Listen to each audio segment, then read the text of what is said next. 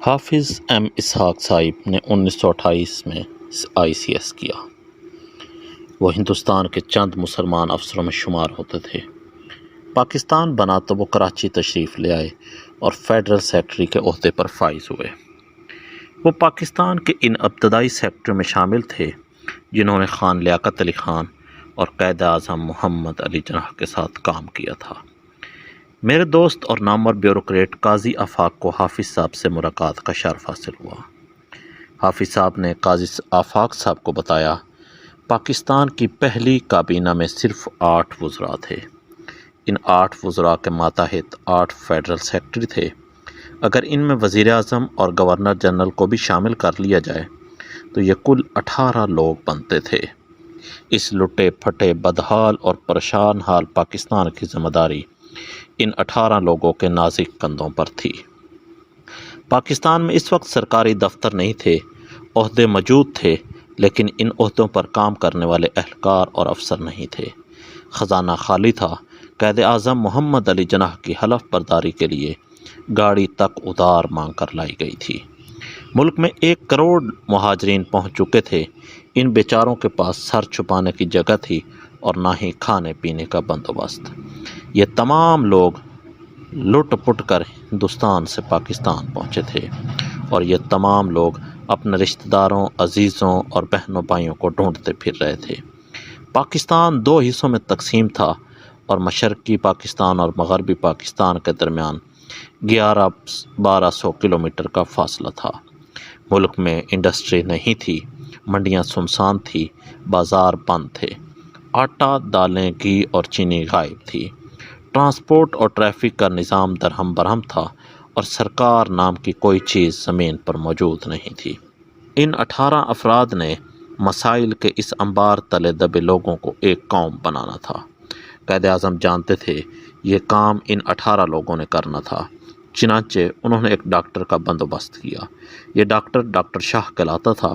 قائد اعظم نے ڈاکٹر شاہ کو بلایا اور انہیں حکم دیا، ڈاکٹر صاحب ہم 18 لوگ ہیں اور ہم میں سے ہر شخص روزانہ 18 گھنٹے کام کرے گا۔ میں آج ان 18 لوگوں کی صحت کی ذمہ داری آپ کو سونپ رہا ہوں۔ ہم میں سے اگر کوئی شخص بیمار ہوا تو آپ کی خیر نہیں۔ ڈاکٹر شاہ نے ادب سے عرض کیا، جناب آپ فکر نہ کریں، آپ لوگوں کو صحت مند رکھنا میری ذمہ داری ہوگی۔ اس کے بعد ڈاکٹر شاہ نے ہم سب کے معمولات کا شیڈول بنایا۔ جس شخص کو چائے کی عادت تھی، ڈاکٹر شاہ صبح 10 بجے اور شام 5 بجے اس کے کمرے میں داخل ہوتے اور اسے چائے کا 1 کپ پکڑا کر چلے جاتے۔ ہم میں سے جو شخص سگریٹ پیتا، ڈاکٹر شاہ اپنی نگرانی میں اسے دن میں 2 بار سگریٹ پلاتے تھے۔ وہ روزانہ ہم سب کا بلڈ لیول، شوگر لیول اور نبض بھی دیکھتے تھے۔ اگر انہیں کسی کی طبیعت میں کوئی گڑبڑ محسوس ہوتی تو فوراً اس کا علاج شروع کر دیتے تھے۔ ہم لوگوں کے پاس باقاعدہ دفتر موجود نہیں تھے۔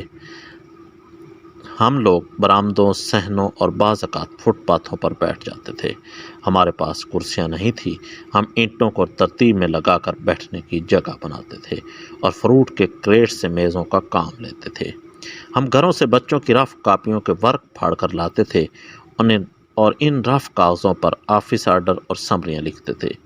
ہم لوگوں کے پاس کامن پن نہیں ہوتی تھی، چنانچہ ہم ککر کے کانٹوں کو کامن پن کے طور پر استعمال کرتے تھے۔ سیکرٹری سے لے کر وزیر اور وزیر سے لے کر وزیر اعظم تک سب لوگ گھروں سے ٹفن لے کر دفتر آتے اور جب لنچ بریک ہوتی تو ہم اپنا ٹفن اور اپنی پوٹلی کھول کر بیٹھ جاتے۔ ہم نے اس عالم میں ملک کو قدموں پر کھڑا کیا تھا۔ قاضی آفاق صاحب کا کہنا تھا، حافظ صاحب جب یہ داستان سنا رہے تھے تو ان کی آنکھوں میں آنسو آ گئے اور انہوں نے سوچا، یہ اس قوم کے وہ اصل ہیرو ہیں جنہوں نے ہمیں ککر کے کانٹوں سے کہوٹہ نیوکلیر پلانٹ تک پہنچایا، جنہوں نے ہمیں مٹی کے ڈھیر سے اٹھا کر ایوانوں میں بٹھایا۔ قاضی آفاق نے یہ واقعہ مجھے پچھلے دنوں سنایا۔ اس سے اگلے دن ہماری وفاقی کابینہ میں توسیع ہوئی اور میں نے سوچا، قائد اعظم محمد علی جناح کی کابینہ اور قائد جمہوریت آصف علی زرداری میں کتنا فرق ہے۔ قائد کی نظر میں اس ملک کو بنیاد سے اٹھانے کے لیے صرف 8 وزراء کافی تھے، جبکہ قائد جمہوریت نے وفاقی کابینہ میں 40 نئے وزراء کا اضافہ کر دیا، جس کے بعد وفاقی وزراء اور وزرائے مملکت کی تعداد 55 ہو گئی۔ اگر ان وزراء میں ان مشیروں کو بھی شامل کر لیا جائے جن کا درجہ وفاقی وزیر اور وزرائے مملکت کے برابر ہے تو یہ تعداد 61 بن جاتی ہے، جبکہ 9 وزارتیں ابھی خالی ہیں۔ یہ وزارتیں یقیناً آنے والے دنوں میں MQM، JUI اور پاکستان مسلم لیگ کاف کے فارورڈ بلاک کے حصے میں آئیں گی۔ ان وزارتوں میں پیٹرولیم کی وزارت بھی شامل ہے اور پیٹرولیم میں ظاہر ہے ڈیزل بھی آتا ہے، لہٰذا اس وزارت کے اصل حقدار مولانا فضل الرحمان ہیں۔ اگر یہ وزارتیں بھی پوری ہو گئیں تو کابینہ کا سائز 69 تک پہنچ جائے گا اور یہ پاکستان کی تاریخ کی سب سے بڑی کابینہ ہوگی۔